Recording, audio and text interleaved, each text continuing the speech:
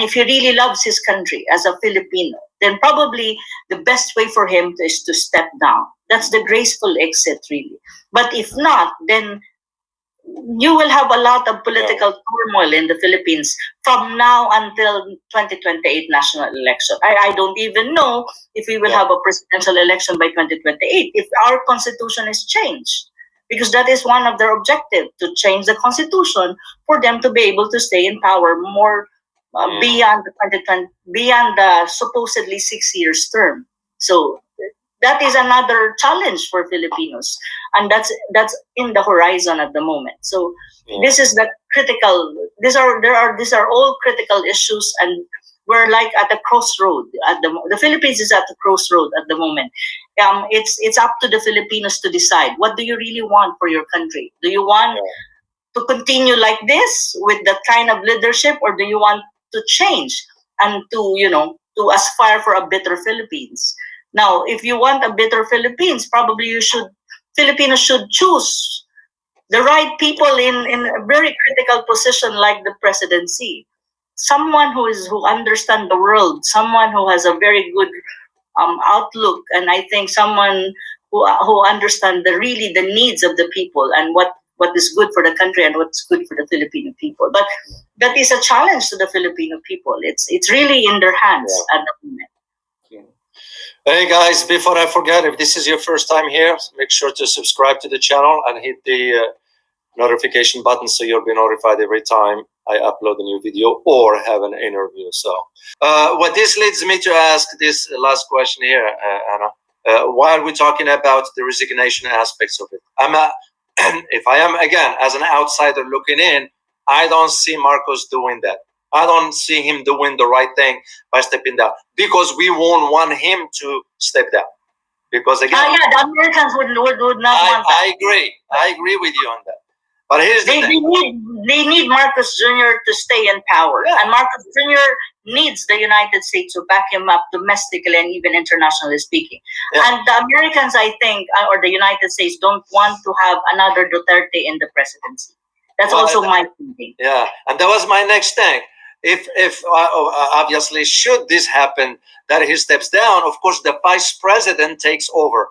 Now, of course, in your opinion, Anna, is Sara Duterte qualified to be a president of the Philippines? I think so. I would agree. Yes. What will she do for the Filipino people, in your opinion? For me, I don't know. I don't know really personally the vice president, no. But from what I know, that she has a very good track record as a mayor of Davao City. You can see Davao City as an example of her kind of leadership. And one thing that I like about Sara Duterte, though, is she is not corrupt. That's a basic, for me, for a politician. That's one very important criteria for me, that a politician should never be a corrupt politician or corrupt person. She's not corrupt. She would work hard for the Filipino people, and I think she understands the grassroots, the locals, not the elites. No, because she's not from the elites. I think she understands the grassroots. What are the needs of the people from the ground? And that, I think, is very important for any leader. A leader could only lead the people if she understand or he understand the people in terms of what they need and how they live and the ground reality. If you don't understand the ground reality, you will never be an effective leader. That is my perception of a leader, really. So that's why someone like Marcos Jr.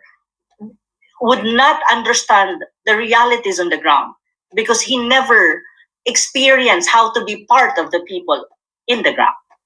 So he is an elite. All throughout his life, he had a luxurious way of living. So I don't think he understands how it is to be hungry, how it is to work hard for you to be able to feed your family. I don't think he understands that. But a leader needs to know these things. For him, that's the only way for you to know what kind of policies you will be able to put forward that will benefit really your people, especially those who are less fortunate. And in the Philippines, you can see we're like a pyramid. We have a very 1% of our population, or probably less than 1%, are the elites and really wealthy people. Many of us are really at the base. and these are really the lower class, and there's a lot of them, more than majority.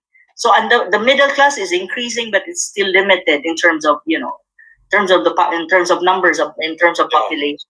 So if the leader needs to understand the base, the ground, and the masses, because that's the only way for you to address what they need and how they're gonna be improving their lives. Now, if a leader does not understand and who never had experience being, you know, with the masses, you will not be able to be an effective leader, delivering the goods that you need to deliver to your people and putting your country in the right trajectory that benefits the people, not the elites. So that is my perception of a leader, that it would be effective for my country. If they don't have this kind of realization and experience, I don't think they would be effective, really. Very, very, very insightful. I'm going to give you the last word, Anna, before we close this out. But before I do this, on behalf of the entire community, we say thank you for carving out time for us here. I know it's late at night in your location, and we appreciate you really giving us this time to share your knowledge, your insights, your assessments, and your analysis about where things are going. I'll give you the last word. What is your final word to the Filipino people if they are watching this? Oh, thank you so much, David, and thank you so much for the whole community that is here now, and your audience and the public for giving me the opportunity to have this conversation every now and then. It's very important. We need this. We need this platform, really, and thank you so much. I really am not kidding. We need your platform to be for the world to be informed of what's going on, because whatever happens to the Philippines, especially when you talk about military and defense, I mean, in relation to the region, in relation to China, in relation to all other major powers in the world, even the control of the United States, of my country, it will affect the whole world, not just the region. That's one thing that I can tell you. And on the other hand, for my co-Filipinos, my fellow Filipinos, midterm election is upcoming. I think it's always been my advocacy that we should always think of the people we're gonna be putting in office, because midterm election will be electing new mayors, new governors, new congressmen and women, and of course new 12 senators. So these are important positions, in the Philippines when you talk about elected posts. So I hope that you will use your vote. The thing about the Filipinos has to understand is the vote is an equalizing power. You may be poor, you may be wealthy, but your vote counts. It doesn't matter, if you're wealthy, you're poor, you're old or young. It still counts, and it matters a lot. So I hope that the Filipinos will use their vote for the midterm election in the right way, and you would again learn the lessons of what's going on in the country right now. That you will choose the right people to the right position, and you will not, be swayed by propaganda, but you really look at the track records, advocacy, and the issues and the backgrounds of those who are running for office. Because it's like this, if you voted for a wrong person, you don't have the right to complain. But if you voted for the right person, probably you have the right to complain. And sometimes I say that to some of my friends who complain a lot. Because at the end of the day, we need to be responsible Filipinos. We need to be active, and we need to be responsible, and not just the popular ones. So I think that's one thing that I would like to call. It's like a call on my side, because we're having our midterm election by May 2025. And again, with the current presidency, I just hope that many Filipinos would wake up and would see the reality really going on in the country, domestic wise and foreign policy wise. We are not in a good position. We are left behind, actually, in terms of economic development and prosperity by other ASEAN countries. Vietnam is really progressing. I had a conversation with a Vietnamese last week, and I was talking to him, and he was asking me what can I say about his of the Vietnamese foreign policy and their domestic situation. I said, you're advancing fast economically speaking, and I really admire the Vietnamese foreign policy. I said, you're very clever and you're very wise. and he was like saying like, yeah, but the Philippines is something, it seems like the Philippines has a lot of problems. Like, yes, it's true. So I really hope that the Philippines would open up their eyes, look at the domestic situation in relation to the world and in relation to the region and in relation to our counterparts in ASEAN. And probably you will realize where we are at the moment. And where we are is not really in a good position.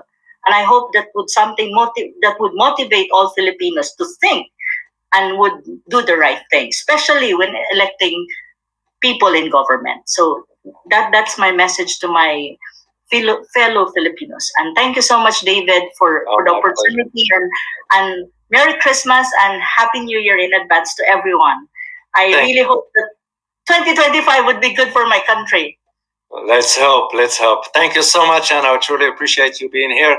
And I look forward to having you again for a next topic, whatever that topic might be. So on behalf of the entire community, we say thank you and wish you a good night.